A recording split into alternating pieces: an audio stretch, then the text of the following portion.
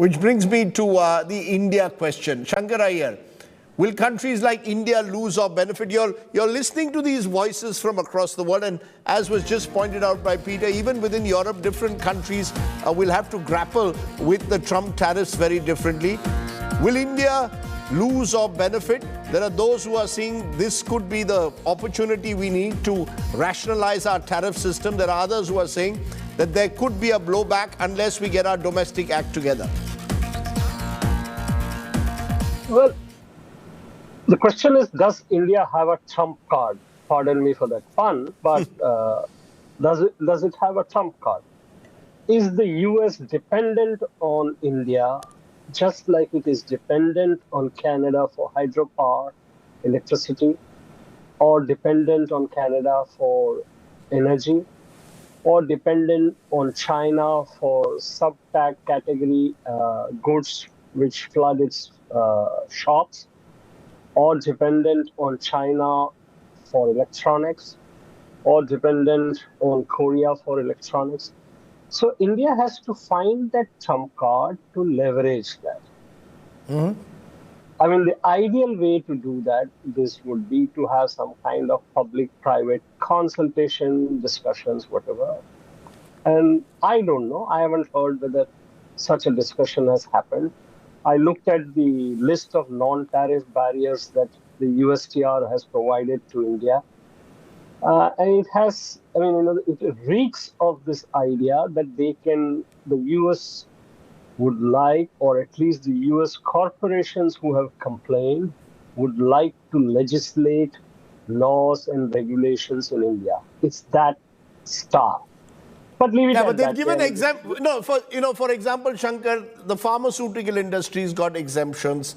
Semiconductors have got exemptions. There are others who are worried that it could have potential impact as across the world on auto parts. There are industries which could be hit, industries which could benefit. Is that the way we should see it? That specific, this is not just about the country, but within India, specific industries could take advantage, others might lose out.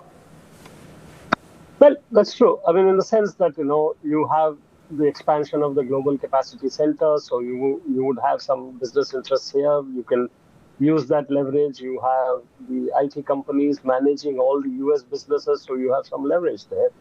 You also need to reform your existing. So the reason why tariffs worry countries is because it evens the competition field, the field for competition. And Indian industry is uncompetitive because we have conditions that make them uncompetitive. 30 years back, I was told by industrialists that give us the same tools and the instruments to compete. What is the cost of capital in India? What is the cost of energy in India? What is the cost of land in India? So India is one of those few countries where energy is not treated as an input. Electricity is not treated as an input. India is one of those countries where we endlessly talk about junking old laws, but we have 69,000 compliances on the book. India is one of those countries. For 10 years now, we've spoken about ease of doing business. It still takes 90 permissions to open a hospital, 110 to open a hotel or whatever, I mean, so these are the things that we should do. We have a very robust automobile sector. Suzuki is bigger in India than in Japan. Should we look at the tariff protection that we give to the automobile sector? You mentioned about pharmaceuticals. Pharmaceuticals has been given a pause. I don't know whether it's really an exemption. So that pause is for them to figure out their healthcare cost. And that is where you will see a large-scale migration of Indian companies setting up plants in the US. And the final point that I want to make, while all this was happening, between March 25th and 28th, Beijing hosted the BAO conference, where Korea, Japan, and other countries, China included, were sitting and discussing how to respond to the tariff, on the assault of tariffs that Donald Trump has initiated. There might be a shift. I mean, we might be looking at a whole different new world. And Fukuyama might want to write maybe chapter 2, sequel to End of History. History never ends. And I just want to, Casey Singh, I know you're not an economist, but you're a diplomat who tracks global economies. How should India respond? And here I'm looking both from a diplomatic perspective and from an economic perspective. India, by and large, has been very, very cautious and is trying to work out a bilateral trade deal by the autumn. Is that the way to do it? Do your own deal on the side with Donald Trump, in the hope that that will, in a way, offset some of his anger or ire against India for its high tariffs? I think that's the approach. If you see the Ministry of Commerce statement today, it is not provocative. It's a bit defensive. It says, we'll see what are the opportunities which are available. It's like was just mentioned, the British are trying to do.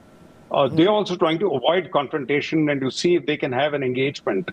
The danger with that is that with somebody like Trump, you may still find that unless he's satisfied, you can do 90% of what you think will satisfy him, and he may still not be satisfied because, it's a blanket 26%. Now, one of the large items we export are gems and jewelry. US doesn't produce any of that. So he's talking of reciprocal tariffs, but they are not reciprocal at all. They are just across the thing completely. Right. So how do you really deal with it? And he may want agricultural sector to be opened. Now, what is his problem with the Australians? Despite the imbalance in trade in favor of America, he said they're not buying my beef, and Australians stopped buying beef because of certain disease which was there amongst the cattle in America. So the Australians stopped buying it. So with Trump, it is not economic. It's emotional. He can get into. So I think India is playing the game. Remain quiet. Watch. He may get into domestic troubles. Let him get involved in some of the hassle somewhere else. This is not sustainable beyond a certain point. In the meanwhile, see if you can engage him. See what are the opportunities and utilize any new openings which come up. Because after all, you push some of the other exporters out of business. Worst affected are Bangladesh and Pakistan. Their garment exports are going to be very badly hit. And India has not been in that. So some of the supply chains may get revisited and relayed.